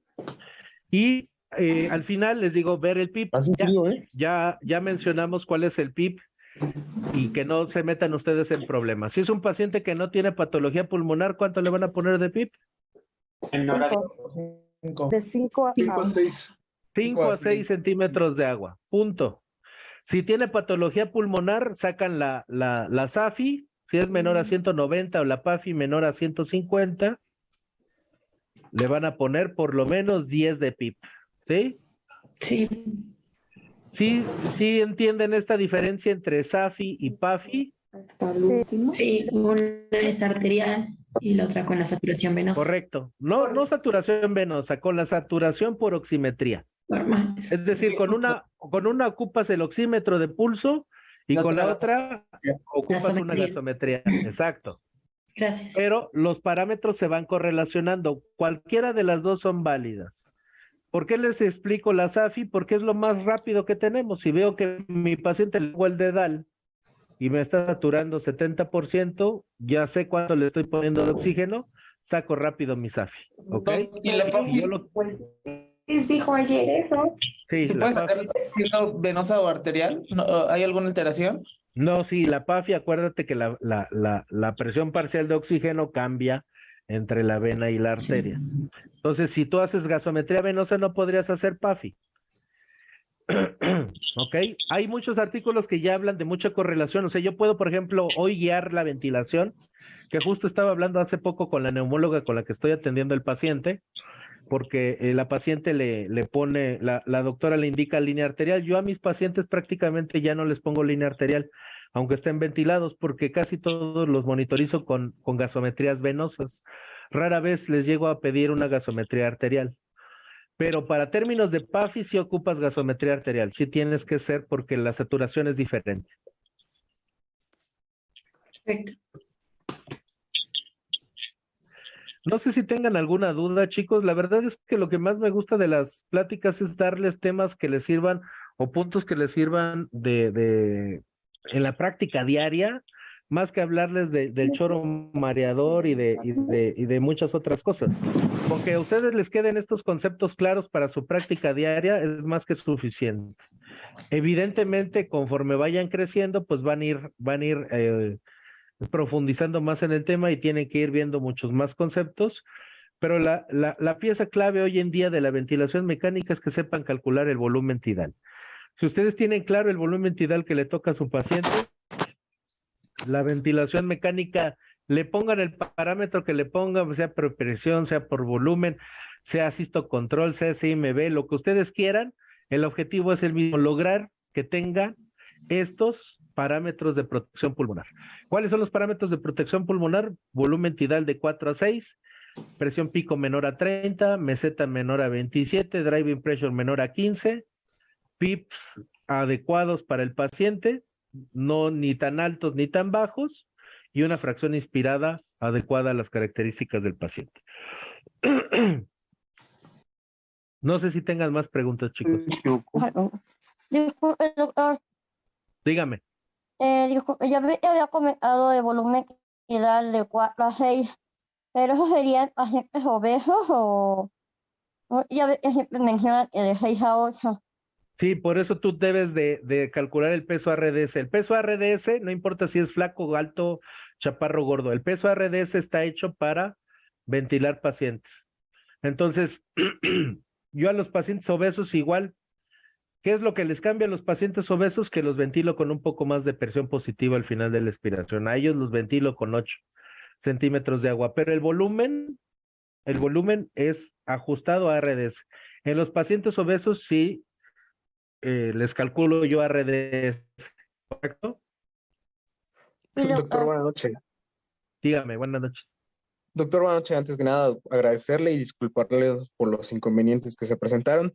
Una pregunta, doctor. En algunas clases previas se nos había compartido alguna gráfica donde el PIB estaba establecido por ciertas patologías.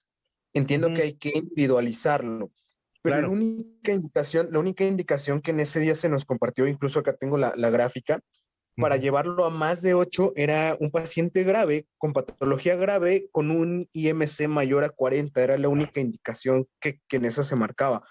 ¿Nos lo recomendaría guiarnos con base a tablas o directamente con base a la fórmula que usted nos proporcionó? Pues te digo, la mayoría de los pacientes graves que atendemos lo hacemos, te digo, hay alguna corriente sigue utilizando la tabla de PIP alto y hay colegas que yo he visto que ventilan con PIPs de 16, 20, 22 a los pacientes con distrés respiratorio. La realidad es que hoy las tendencias de ventilación mecánica, si tú revisas cursos de ventilación mecánica de protección, la tendencia es a no utilizar PIPs ya tan altos. De hecho, PIPs mayores a 14, 16 ya son muy altos. En el paciente obeso, te digo, lo que yo tengo de experiencia y lo que yo les recomendaría sería calcular fórmula RDS, o sea, peso ajustado a ventilación mecánica, ventilar con 6 a 8 mililitros por kilogramo de peso y ver que si con eso yo logro ventilación por arriba de 90%, estoy tranquilo con el paciente, ¿sí? Y te digo, en el paciente obeso, llevarlo a 8 centímetros de agua de presión inspiratoria al final de la expiración. Y si tiene patología pulmonar, la tablita que se me hace más fácil y de más utilidad es esta que te puse, ¿no? Porque te digo, estas son tablas del maestro Monarres y están hechas en base a diferente evidencia, ¿no? Entonces hoy sabemos que el grupo de más mortalidad son aquellos que tienen PAFIs menores a 150 que los estás ventilando con PIPs menor a 10. independientemente del índice de masa corporal. Correcto, doctor. Igualmente una cuestión así sobre la misma gráfica que mencionó, que ya se había dado en alguna clase previa. Hay algunas patologías en las que nos marcaban un PIB de 0. ¿Usted, con base a su experiencia, considera que igual sea bueno calcularlo con todas las fórmulas que nos proporcionó o apegarnos a la patología que se esté presentando? No, pues también a la patología que estés presentando, pero por ejemplo, ¿qué patología no le puedes pedir? Bueno, aquí conforme a lo que se nos había presentado, la tromboembolia pulmonar, el choque hemorrágico y situacionalmente en un RCP, independientemente de la causa, nos lo marcaban como 0. ¿Y por qué en un choque hemorrágico, por ejemplo? Quiero que tú entiendas por qué te están dando esa recomendación y si esa recomendación es válida o no es válida. Yo, por ejemplo, te puedo decir, trabajo en un hospital materno y si algo sé en esta vida es manejar pacientes obstétricas graves con hemorragia obstétrica. Y yo a las pacientes con choque hipovolémico no las pongo con PIB de 0. Las manejo con PIB de 5 o 6 si no tienen impacto pulmonar. Sí, es entendible. Incluso lo mencionó el doctor que hizo una intervención, que lo común es mantenerlos entre 5 y 6. Por eso mi pregunta acá la explicación que dan es por la interferencia que hay en el retorno venoso. Entonces, ahí está manera. ¿No? Claro, pero tú tienes que saber evaluar el impacto. O sea, te digo, la cuestión es no aprenderlo. A lo mejor la respuesta es esa, que no necesariamente tengas que guiarlo todo en tabla, sino que tengas un poquito más de escenario clínico, ¿no? Por ejemplo, ¿por qué no te dicen que le pongas PIP en escenarios de tromboembolismo pulmonar? Entendámoslo y por qué, o sea, no es cerrarnos a decir, ay, no, el que te dijo eso está mal o está bien. Depende del escenario del paciente. Pero lo que yo quiero que tú aprendas a hacer es a entender por qué te están dando esa recomendación. ¿Por qué en el paciente con tromboembolismo no le subirías tanto el PIB? O si le pones PIB, tienes que cuidar y qué tienes que cuidar. Entonces, acuérdate lo que te decía, si tú tienes un paciente que tiene, ¿qué le pasa al paciente con tromboembolismo pulmonar? Se le tapa la arteria pulmonar, te genera presión en el ventrículo derecho y presión en la aurícula derecha, te genera un cor pulmonale que te va a dar falla ventricular derecha, inicialmente, y después te va a llevar una falla ventricular izquierda y una falla ventricular global. Entonces, cuando tú pones PIB, el PIB, algo que va a impactar es la función ventricular derecha, precisamente por el cambio de presiones. Entonces, no es lo mismo tener una tromboembolia pulmonar masiva que una tromboembolia pulmonar submasiva o una tromboembolia pulmonar de bajo grado. ¿Correcto? Entonces, decir a todas las tromboembolias no le pongas PIB, pues quién sabe. Tiene mucha razón. En esos pacientes tienes que tener tus herramientas diagnósticas para saber a cuáles les vas a poner PIP. Pero esos pacientes precisamente se salen de lo normal. Si tienen patología pulmonar o circulatoria, tienes que evaluar bien qué les va a servir. Un PIP alto, un PIP bajo. Ahí tienes que evaluar. Un paciente sano, si tú le pones 5 centímetros de agua, no le va a pasar absolutamente nada. A un paciente con hemorragia, yo te diría, 5 centímetros de agua, 4 centímetros de agua, realmente no le vas a matar tanto el retorno venoso. Le pones 14 de PIB, pues ahí sí, ¿sí? Le vas a joder las resistencias y le vas a tirar el gasto, pues sí, claro que sí. A un paciente con tromboembolia le pones 14 de PIB, pues ¿te lo vas a echar? Claro que te lo vas a echar. Por eso es importante que tengas el escenario clínico y que vayas cotejando en qué pacientes lo utilizas y en qué pacientes no. Una forma, te digo, muy fácil de entenderlo es esta forma, hacer la PAFI. Hay pacientes en los que va a ser aplicable y hay otros pacientes en los que no. Entonces, te digo, ya conjuntando estas clases que les han dado, tienes que entender bien el entorno, discernir qué tipo de paciente tiene, cuál patología tiene, y de acuerdo de esto, pues saber optimizar las diferentes variables. Ahora, te toca un paciente con hemorragia, luego con tromboembolia, porque puede pasar, nos ha tocado embarazadas que están trombosadas, que tienen tromboembolismo pulmonar y que a veces sangran, y que aparte te hacen distrés respiratorio. Y entonces, ¿qué le haces? ¿A quién le haces caso? ¿No? ¿Le pones 0, le pones 5, le pones 10 de PIB? Pues ¿Cómo le haces? le pondría 5 y a lo mejor lo juego un poco con el volumen y FIO2. Pues tienes que jugar, tienes que hacer monitoreo, tienes que hacer ultrasonido, ver cómo está la función cardíaca, ver qué tanto está respondiendo la función cardíaca. Tienes que ver cuál es la patología que está matando al paciente, ver si es la patología cardíaca, pues cuidas más el corazón que el pulmón. Es el pulmón lo que está matando al paciente, pues le das más protección al pulmón que al corazón. Y llevártelo en un punto medio. Esos son escenarios, pues son escenarios complejos en los que requieres un poquito más de expertise. Sí, o inclusive requiere solo hemoderivados, ¿no? Pues dependiendo. Ajá, digo, puede ser, pero yo creo, no sé, la verdad, yo por lo que vi mucho poco en urgencias, con la PAFI es más que suficiente y a lo mejor quedarnos, bueno, que a mí es lo que siempre me recomendaron, un PIB fisiológico de 4 a 6, no le hace daño si está en 4 a 6 y a lo mejor le da más beneficio. Y sí estar monitorizando la PAFI o la SAFI, y ahí sí ya jugar un poco ya con el PIB, ¿no? Así es. Porque al final los pacientes obesos, cuando calculamos el peso, es con el fin de que, pues, a pesar de que esté obeso, los pulmones no van a crecer. Entonces, de nada sirve que le metamos PIBs altos, al final del día podemos complicarlo con un barotrauma. Entonces, hay pacientes obesos que si toleran 5 de PIB o 6, creo que es mejor mantenerlos en eso. No sé usted qué opina, Doc. Así es. Te digo, sobre todo que logres metas de oxigenación. Justo. ¿Ok? Y en los pacientes obesos, te digo, lo que más les ayuda es, y también el manejo perioperatorio, ¿no? Darles presión positiva antes y después, saber si tienen SAOS o no tienen SAOS, si tienen apnea obstructiva del sueño, si ocupan un BiPAP, ¿no?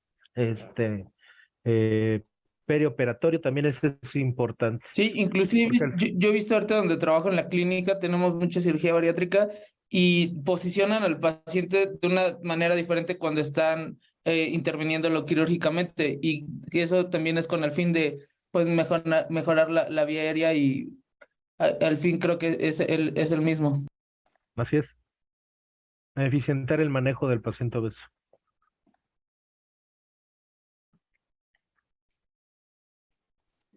Muy bien, no sé si tengan más dudas, preguntas o comentarios. ¿Tienen dudas, comentarios? Chicos, si no, para despedir al doctor, que descanse, díganme cómo estamos por ahí.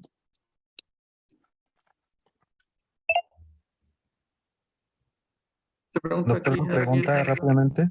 ¿a quién con volumen y a quién con presión? ¿Mande? Alguien pregunta por aquí, ¿en qué pacientes prefieren manejar con presión y a cuáles por volumen? Pues dependiendo de lo que vean en el monitoreo. Hay pacientes a los que, sobre todo en las máquinas de anestesia es muy frecuente, y sobre todo pacientes obesos. Le puedo programar ahí 450 de volumen a un hombre en la máquina y lo pongo por volumen, y entonces empiezo a monitorizar y veo que los volúmenes tidales andan en 230, 250, 300, ¿no? Y entonces veo que hay una discrepancia entre lo que le estoy programando y lo que le está llegando al paciente. ¿Por qué? Porque a veces el fuelle o el ventilador no está bien calibrado y no le da para subir ese tórax. Vigilo la presión pico. Y entonces veo que si yo le subo más el volumen, o sea, si le pongo a la máquina 500 para que le llegue al paciente los 450 o 400 que quiero que le lleguen, y le llegan, pero le está generando presiones por arriba de 27 centímetros de agua o 30 centímetros de agua, ese es un parámetro que me dice a mí que a lo mejor esa modalidad no le está haciendo adecuada, entonces le cambia presión y veo. Y entonces, si ya vi que acá me está requiriendo una presión alta, pues empiezo a lo mejor con 20 centímetros de agua. Y si con esos 20 centímetros de agua alcanzo los 400 o 450 mililitros, pues con eso me quedo. Y entonces ya fue un parámetro para cambiarme de volumen a presión, ¿estamos de acuerdo? Es decir, con presiones pico, si yo, por ejemplo, le pongo 20 de 20 de presión inspiratoria y 5 de PIB, mi presión pico va a andar en los 25, 26. Pero si con esos 25, 26 alcanzo el volumen tidal, a diferencia del volumen que tenía antes, pues ahí decido cuándo le doy volumen y cuándo le doy presión. En pacientes sanos idealmente sería lo mismo, ¿no? O sea, si yo le pongo 400 mililitros a un paciente sano y le entran 400 mililitros y genera una presión de 19 centímetros de agua, cuando me cambio a presión, le pongo 19 centímetros de agua, debería de yo estar generando la misma cantidad de volumen. Pero eso casi siempre sucede más en pacientes obesos, en los que le cuesta el trabajo a la máquina llegar al volumen adecuado. Entonces, pues realmente ahí es una prueba terapéutica. Veo cómo le va con volumen y veo cómo le va con presión. ¿Dónde me voy a quedar? Donde alcance el volumen adecuado con la menor presión posible. ¿Estamos de acuerdo? Así De es. acuerdo. Sí. Independientemente si le dé volumen o le dé presión. Al final del día, por eso lo importante es que ustedes aprendan a calcular el volumen tidal, porque ese es su objetivo de manejo. Si ustedes saben su volumen tidal, no importa si le dan presión o volumen, ustedes saben que deben de llegar a ese volumen tidal cuidando los parámetros de protección, que ya lo repetimos hasta el cansancio. Muy bien, Arturín. Por ahí pregunta si alguien, si te da SAFI menor a 190, obligatorio PIB de 10 o lo puede ir titulando. Yo diría que le iniciaran con PIB de 10. Primero mato, luego averiguo. Sí.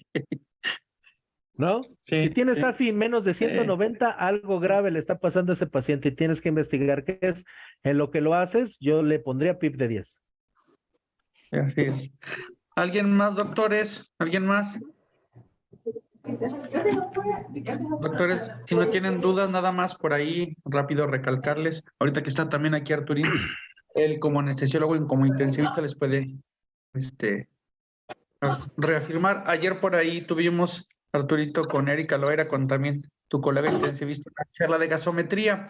Yo entiendo que muchos son R0 por ahí. Alguien me preguntaba en el WhatsApp, ya les compartí en uno de los grupos, me preguntaba la chica R0, que bueno, me comentaba por ahí que ella no es muy buena en gasometría y sabía que hoy era la de ventilación. Me hace una pregunta que yo la puedo entender como R0. Me pregunta que en caso de que no le sepa a una gasometría, por lo que vimos ayer de los estados mixtos y lo de ventilación, que si podría pedir ayuda.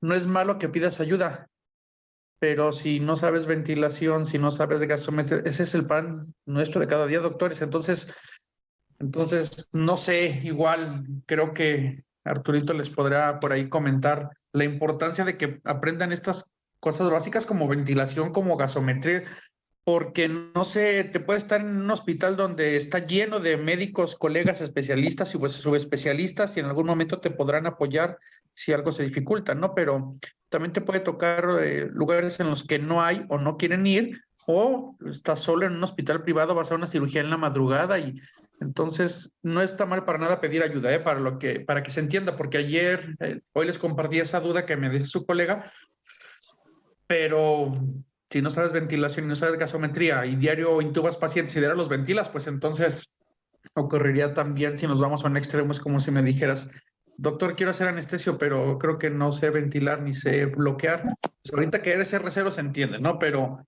doctores, como les digo siempre, no se preocupen, ocúpense y ya no, pero ventilación, aunque sea lo básico y gasometría sí lo deben de dominar, ¿no? Por ahí alguien me decía que era su coco, pero como anestesiólogos, ¿qué opinas, Arturito? Lo primero es que no se frustren, ¿no? Hay algo que hay que entender. Hay temas que uno los va comprendiendo conforme va madurando. Hoy, después de muchos años de estudiar, tú puedes agarrar un libro y lo lees y dices, qué bonito capítulo.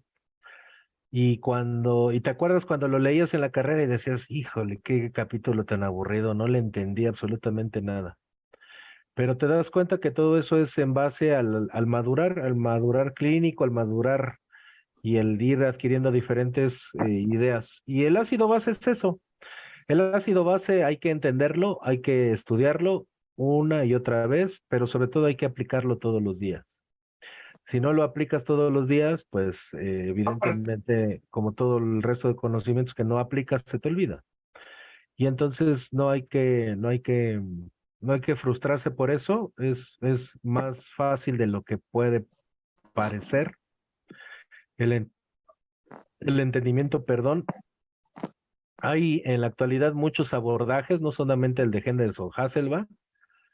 Yo, por ejemplo, pues mi maestro le gustaba mucho el abordaje de Stuart, que es un poquito más complicado de entender y las fórmulas son un poquito más abigarradas, pero cuando comparas los dos y cuando usas los dos, pues te dan buenas respuestas clínicas.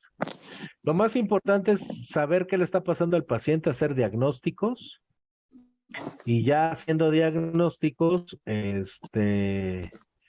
saber qué intervención le vas a dar. Y hoy por hoy la gasometría es una de las principales herramientas de monitoreo que tenemos en diferentes escenarios.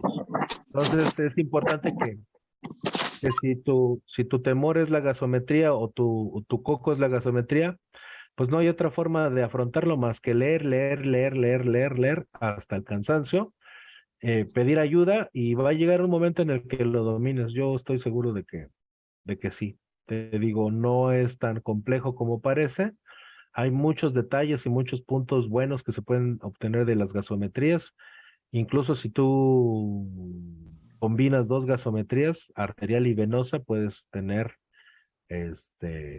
mucha más información. Entonces, no te desesperes. Por ahí preguntaba Hay un- Arturito que hay un- que tú prefieres la gasometría venosa por algún motivo, preguntan. Porque es menos invasiva. Lo que pasa es que en el paciente grave normalmente casi siempre les pongo catéter central, ¿sabes? Entonces, una vez que tengo catéter central, prefiero tomarles gasometrías venosas a estarlos picando. Ok. Eso por un lado. Por el otro, pues fui paciente grave, ¿no? Estuve Sí. intubado y no es bonito que te estén picando la muñeca.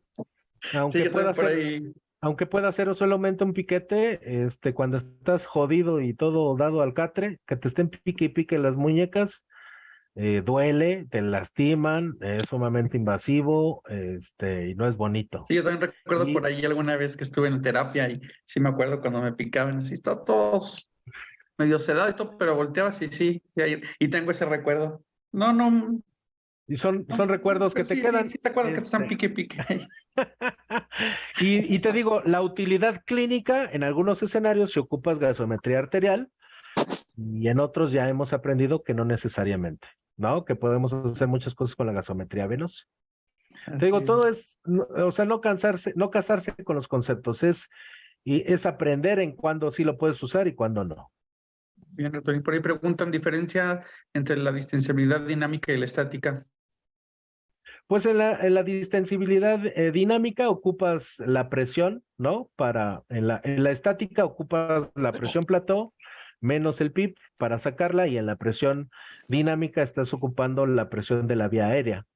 La que más ocupamos es la estática, ¿no? Es la que más nos da información, porque eso nos habla de qué tan moldeable es la caja y qué tanto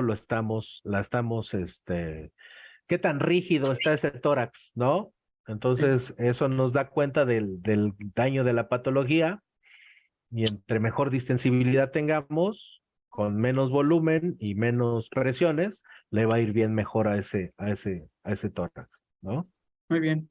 Chicos, pues si no tienen mayor preguntas, diga alguien. Bueno, le comento, yo fui R2 de urgencias, me salí de urgencia precisamente para hacer anestesio y una de las causas que principalmente fue de que el anestesiólogo pues es el líder, ¿no? De la vía aérea y creo que eso debe de seguir siempre y como lo que comenté hace rato, ¿no? Entiendo que somos R0 y demás, pero creo que sí debe de quedar claro que el anestesiólogo en un hospital es el líder y va a ser el experto en vía aérea y creo que es obligación y responsabilidad de nosotros aprender y dominar estos temas. Entiendo que son difíciles, pero creo que sí tenemos que ir familiarizando con esto cada día más, ¿no? No sé qué opina usted, Doc. Pues sí, al final del día lo que te vuelve buen médico y lo que te vuelve líder en tu área es el ejemplo, ¿no? Y el amor y el cariño que le pones a estas cosas. Este, a todos se nos complican diferentes temas, todos tenemos diferentes formas de aprender. Lo que no hay que dejar de hacer es insistir en ello, ¿no? Si sabemos que algo se nos dificulta, ponerle ímpetu y no ser indiferentes. Yo creo que lo peor que podemos hacer como médicos es ser indiferentes. Y el liderazgo se logra a partir del ejemplo. Yo te puedo decir que por lo menos en mi hospital donde estoy, en el Hospital Materno de Celaya, todo el mundo sabe quién es Jorge Nava. Llevo una buena relación con todos mis compañeros, con ginecólogos, con cirujanos oncólogos, y todo eso surge no a partir de la imposición o del carácter, sino surge a partir del conocimiento y de que te identifican como una persona a la que le gusta estudiar, como una persona a la que está comprometida con la atención de sus pacientes, y eso te hace generarte el respeto. Y eso te hace ser líder en el quirófano. Si no entendemos eso, pues va a ser difícil que podamos tener un lugar dentro de la sala de quirófano. El liderazgo no solamente se logra gritando o por tener cual o tal especialidad. Se logra a partir del cariño y del amor que le pones a la atención de tus pacientes, de los resultados, y sobre todo del compromiso que reflejas en la atención de cada uno de ellos. Entonces, pues sí, el objetivo de todas estas clases y precisamente, la verdad es que hoy pienso, digo, el trabajo que hace Alejandro es brutal, ¿no? Él me ha ayudado mucho, me ha ayudado a compartir muchas cosas en sus grupos, y digo, hoy que entro y que veo 500 personas aquí conectadas, se me hace algo brutal, y es un trabajo extraordinario que él hace en compartir temas de esta calidad con ustedes, y que realmente les está dando un granito de arena, cosa que no tuvimos nosotros. O sea, en nuestros tiempos nadie nos hablaba de clases virtuales y nadie nos daba ningún tipo de tema. Llegabas a la residencia con todas tus deficiencias y tú sabías si le echabas ganas o no. Entonces, pues no desaprovechen esta oportunidad. Sé que no son todos los chicos. Hay algunos que a pesar de tener ya 40 años siguen siendo inmaduros, y eso no se les va a quitar ni volviendo a nacer. Pero bueno, concentrémonos en la gente que vale la pena, y yo sé que son el gran número de ustedes. Los felicito por el entusiasmo que le ponen. No hay que casarse con los conceptos, hay que entenderlos.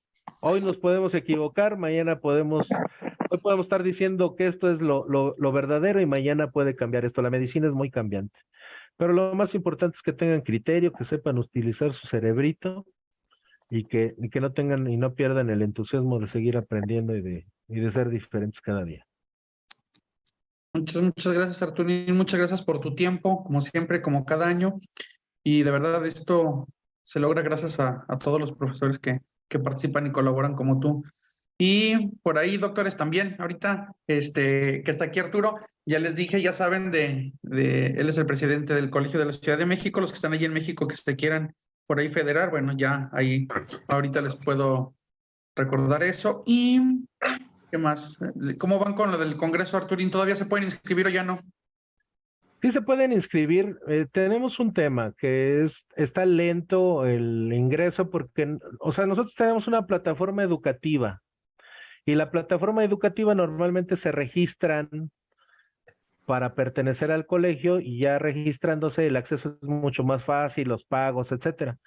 Este curso se hizo por una empresa aparte, y entonces el acceso tiene que ser manual, ¿sabes? Okay. Y entonces de repente las chicas se saturan porque tienen 800, 900 correos que contestar. Okay. Y lo que te decía la otra vez, ¿no? A veces los chicos piensan que uno está acostado en la camita, ¿no? Con las patitas dobladas y rascándose el ombligo. Entonces la realidad no es esa, y no es que no pongamos atención a los chats, porque por ahí me decías, ¿no? Que había muchos comentarios y cosas. Sí. No, la realidad es que tenemos mucho trabajo, estamos haciendo muchas cosas, ahorita estamos preparando el curso anual. Y bueno, se les trata de dar la mejor atención, validando rápidamente los correos. El curso está grabado, está en línea, son pláticas que están ahí, van a estar ahí el tiempo que ustedes necesiten para verlas. Y se pueden inscribir, les hemos dado un precio preferencial a todos, no importa si son federados o no federados, si son residentes o son R0, si son R0, que manden la constancia del ENARM. Si son residentes, pues su credencial del hospital o una carta que acredite que están haciendo la residencia y tienen el costo preferencial de 500 pesos, que realmente es algo mínimo porque pues evidentemente el hacer toda la plataforma tiene un costo mucho más elevado. Si quieren pertenecer, el Colegio Mexicano de Anestesiología, pues es propiamente el Colegio de la Ciudad de México. Nosotros tenemos dos, como residentes como tal, pues no son todavía colegiados, sino son residentes que están inscritos. Pueden hacerlo. Nosotros tenemos una cuota que es de 300 pesos para nada más ser socio del colegio y desde siempre se les cobra 600 pesos si es que quieren ir al curso anual que hacemos en el World Trade Center. Entonces, los residentes pagando 600 pesos reciben la revista del Colegio Mexicano, reciben el acceso al curso anual, que es un curso que a los asociados les cuesta más de 4,500 pesos. Y en la actualidad, pues ya se agregó esta cuota de federado. Entonces, solamente los que están en la Ciudad de México se pueden federar con nosotros. Es decir, tendría que pagar sus 600 pesos más los 400 pesos de la federación, porque esos 400 pesos nosotros los pagamos, o sea, los depositamos a la federación. Y entonces, así se lo tienen que hacer saber a las chicas. Si se quieren federar, pues pagar sus 600 pesos del colegio, más los 400 pesos de la federación.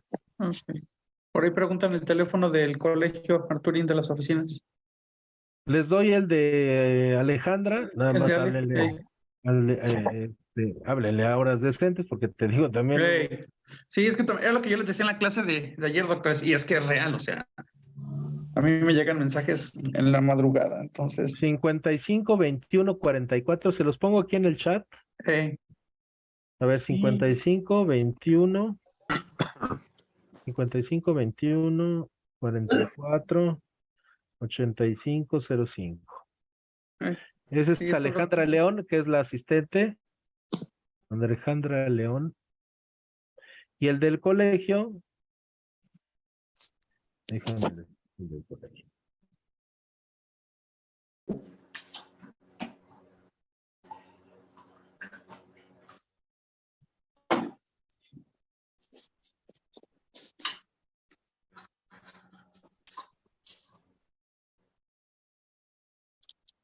Es 55 56 69 14 57. O el 55 56 69 16 59. Cualquiera de esos dos teléfonos. Ahí les dejo el doctor para si se quieren colegiar con ellos, o también lo del Congreso. Ya les he pasado por ahí los pósteres, ya saben de cuál se trata, y nada más tengan paciencia. Los que están en otras ciudades ya saben, algunos estados no conozco a los presidentes o algo así, pero encontramos la manera de localizarlos. Y les digo, sobre todo se me facilita mucho los que están en Aguascalientes o en Jalisco, sin problema. Igual las personas que están yendo el fin de semana al hospital conmigo ahí en Guadalajara, si tienen duda, ahí les explico muy sencillito ahí. Y sí, ahorita si quieren ya me mandan mensaje en lo individual porque me están preguntando por los estados, ya les digo. Además, como les dije, el doctor Enrique dice hasta la siguiente semana se pueden federar. Esta no, más o menos dentro de 8 días en adelante ya van a poder. Y no urge, pero tienen varias semanas para federarse y que creo que van a tener tiempo porque todavía no ingresan a la residencia. Y los que están en la residencia, no se preocupen, también tienen enero, febrero para que se federen. Entonces, pues si no tienen más dudas, comentarios, sugerencias, muchas gracias. Y les repito, como les decía ahorita Arturo y yo, no se preocupen, ocúpense, tienen tiempo. Y lo que les decía en diciembre, cuando hacemos el repaso de los 2 meses que ya tuvimos de clase, claro que no se van a hacer anestesiólogos en las clases que vemos aquí en 2, 3 meses, pero aunque ustedes, algunos se preocupan y dicen que no aprendieron lo suficiente, créanme que de verdad no van a llegar en ceros. De perdido, ven las clases y les pasamos artículos en los chats y algo, y apenas van a iniciar en marzo. Ahí es donde les daban a enseñar. Bueno, se supone que les van a dar clase, ¿verdad? Si no tienen clase, pues ahí se vuelven a meter el otro año aquí, pero no se preocupen, les digo, no se preocupen, ocúpense. Entonces, esto es de tiempo. Muchas gracias por tu tiempo, Arturo. Un abrazo enorme. Como siempre, muchas gracias. Estamos en contacto. Gracias a ti, Alex. Un abrazo. Gracias. Todos, bye.